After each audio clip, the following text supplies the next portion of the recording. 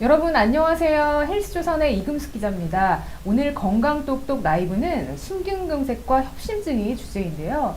2019년 통계청 통계에 따르면 국내 사망 원인 중 2위가 바로 심장질환이라고 합니다. 도움 주실 세브란스병원 심장내과 김중선 교수님을 모셨습니다. 교수님 안녕하세요. 네, 안녕하세요. 교수님 반갑습니다. 네, 이렇게 초대해 주셔서 감사합니다. 네, 먼저 이렇게 심근경색을 경험한 사람이 퇴원 후에 재발할 위험이 어느 정도나 되는지 교수님 설명 부탁드리겠습니다. 일단은 그 재발이라는 것 자체는 다시 심근경색이 생길 확률도 있지만 거기다 스텐트를 끼게 되면은 네. 스텐트가 다시 좁아질 확률이 있죠. 아까. 수도관도 새 관을 끼면은 거기 다시 찌꺼기가 쌓이잖아요. 그런 것처럼 그 스텐트를 넣어도 다시 거기 쌓이거든요. 그리고 두 번째로 이제 심근경색의 면에 있어서도 보통 1년 내에 재발 확률이 굉장히 좀 올라갑니다. 그래서 1년 네, 그 1년이 지나면은 조금 괜찮아진다고 하긴 하지만 뭐 그렇다고 1년이 지났다 괜찮다 그건 아니에요. 근데 이제 1년 이내에 조금 그렇죠. 적극적인 치료가 조금 더 필요하다고 저희가 얘기를 하고 있습니다. 그렇다고 한다면 이제 재발에 어떤 사람은 또 재발이 되고 어떤 사람은 안 되는데 이 재발에 영향을 미치는 요인이 어떤 것들이 있는지. 네, LDL 콜레스테롤 네. 조절이 굉장히 중요해요. 현재는. 나쁜 콜레스테롤, 그죠? 그렇죠. 네. 나쁜 콜레스테롤. 좋은 콜레스테롤은 HDL 콜레스테롤이고 나쁜 콜레스테롤 LDL 콜레스테롤이라고 네. 저희가 얘기를 하는데 그래서 조금 더 저희가 LDL 콜레스테롤을 줄이는 거에 더 관심을 가지는 거죠. 그렇구나. 네. 사실 LDL 콜레스테롤 낮추면 낮출수록 좋다고 이미 데이터가 나와 있고요. 저는 궁금한 게 혈관 안에 LDL 콜레스테롤이 낮으면 낮을수록 좀 덜 쌓이는 건가요? 이런 혈관에 그렇죠, 그렇죠. 어떤 네. 변화가 발생하는 건지. 콜레스테롤을 낮췄을 때 정말로 더 이런 동맥경화반의 크기가 증가되지 않는다라는 이런 연구 결과 때문에 아까 동맥경화반이 그 있었죠. 살짝 네. 그 슬라이드에 나왔듯이 지질이 쌓여 있는 그렇죠. 혈관에 거기. 그게 더 증가되지 않게 하는 게 현재로는 그러니까 더 막는 거죠. 스탑을 시키는 거죠. 저희가 저 상태로 유지할 수 있는 수치가 보통은 LDL 콜레스테롤 70이라는 기준하고요. 기존의 LDL 콜레스테롤 수치의 50% 정도를 낮췄을 때 저희가 이런 것들을 얻을 수 있다라고 해요. 근데 이제 문제는 이 70하고 50%를 낮추는 것 자체를 그냥 생활 습관만 가지고는 네. 조절이 굉장히 어렵다는 거죠. 그래서 이런 여러 가지 약제들이 개발이 됐고요. 듣다 보니까 LDL 콜레스테롤 70이면은 정말 낮은 거잖아요. 그 70이라는 기준이 사실 기존부터는 좀 있긴 있었는데 네. 그게 이제 아까 말씀드린 그런 연구 결과들 때문에 그런 거고요. 네. 중요한 포인트 중에 하나는 사실은 모든 사람을 70으로 낮추라는 건 아니에요. 아니죠. 네. 네. 그러니까 그 와서 이제 건강검진 결과를 딱 환자들이 갖고 옵니다. 그러면은 건강검진할 때 선생님이 봤을 때는 이게 정상 범위에 속하는데 네. 내가 왜 LDL을 낮춰야 되냐. 네.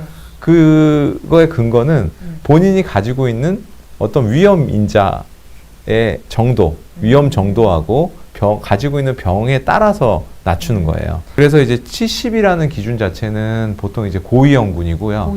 고위험군은 어떤 사람들이에요? 그 이미 이제 심근경색이나 이런 것들을 앓은 사람이죠. 병이 있는 사람들이에요. 이미 있는 병이 있는 사람. 병이 있는 사람들. 근데 그 중에서도 이제 초고위험군이라고 해서 심근경색을 앓거나 혹은 뭐 다리혈관이 막혀서 치료를 받거나 혹은 뇌혈관이 막혀서 치료를 받거나 이런 분들을 이제 저희가 초고위험군이라고 얘기하고요. 최근에 이제 유럽에서는 유럽 학회에서는 55까지 이제 낮추라고. 더 낮추라고 그래요. 그렇죠. 55까지도 낮추고요. 네. 심근경색이 반복적으로 일어나는 환자. 그러니까 심근경색 생겼어요. 네. 치료를 했는데 또 생겼어. 네. 그런 환자는 한 40까지도 낮추라고 하고 있어요. 40이요? 예. 정말 아예 없애버릴 작정. 그렇죠. 이게 이게 뭐 더 낮추면 낮출수록 근데 이게 그래프를 보면은 뭐 30까지 떨어뜨리면 더 좋아지는 걸로 돼 있거든요. 실제로는. 그러니까 콜레스테롤을 낮추면 낮출수록 이제 그런 우리가 어떤 다른 심혈관계 사망률이라든가 심혈관계 사건을 다 줄일 수 있는 걸로 돼 있기 때문에 현재는 점점점 낮추는 쪽으로 가고 있습니다.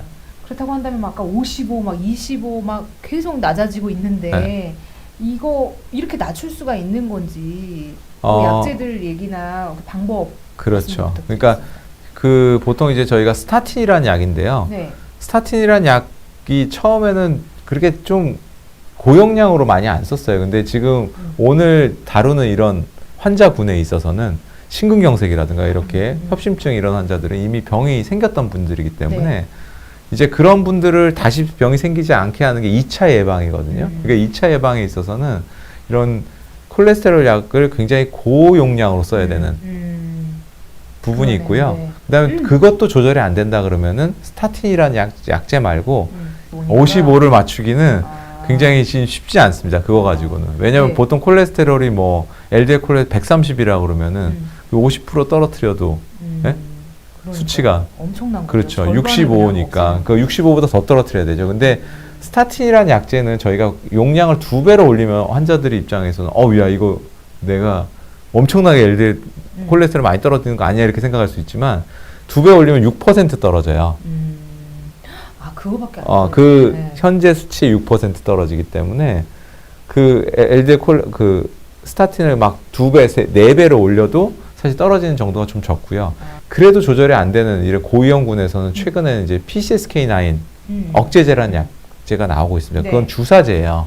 아, 이건 주사제예요? 네. 아. 이렇게 주사로 맞는 거예요. 네. 근데 이게 보면 성공률이 굉장히 높죠. 거의 한 뭐 2배 이상이잖아요. 이거는 거의 60% 떨어뜨려요. 70%. 그 여기에서 지금 스타틴을 사용하고 있는 거에 60%가 더 떨어져요. 그러니까 굉장히 많이 떨어지는 거죠. 교수님, 저 주사제는 한 달에 한 번 맞는 거예요? 얼마나? 보통 저게 이제 2번 용법이 있는데요.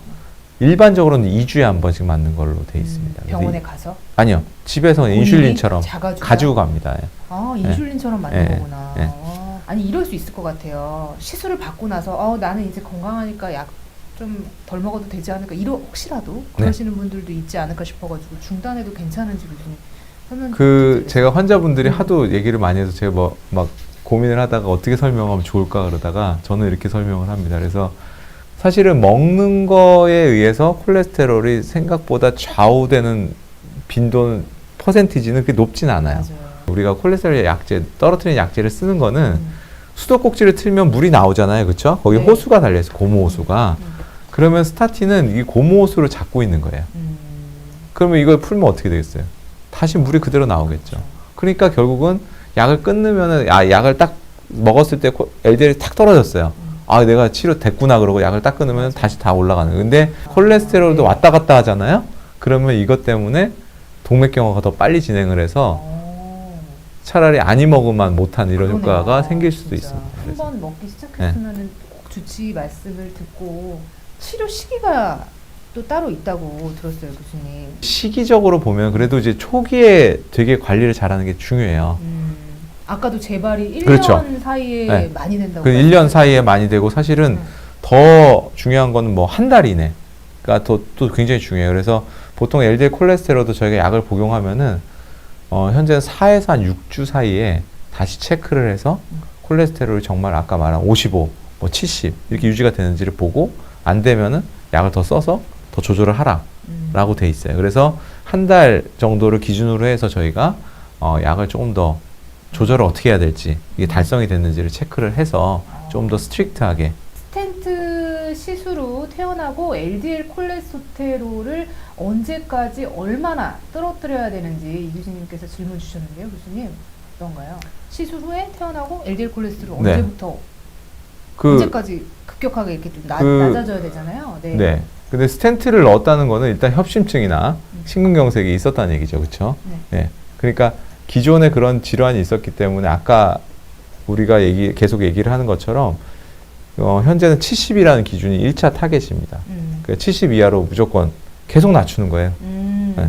그걸 계속 그렇게 유지를 하고 한 달 내에 아니면 보통 이제 한 달 내에 저희가 낮추는 거고요. 한 달 후에 한번 관찰을 해서 네. 검사를 해서 괜찮은지 안 괜찮은지 확인한 다음에 만약에 안 떨어졌다. 그럼 약을 더 세게 쓰든지 아니면 에제티미브를 쓰든지 혹은 뭐 예를 들어서 아까 PCSK9 주사제. 억제제 이런 약제를 쓸 수도 있는 거죠. 그래서 그걸 낮추고 그 다음에 그 70이라는 기준을 쭉 가야 됩니다.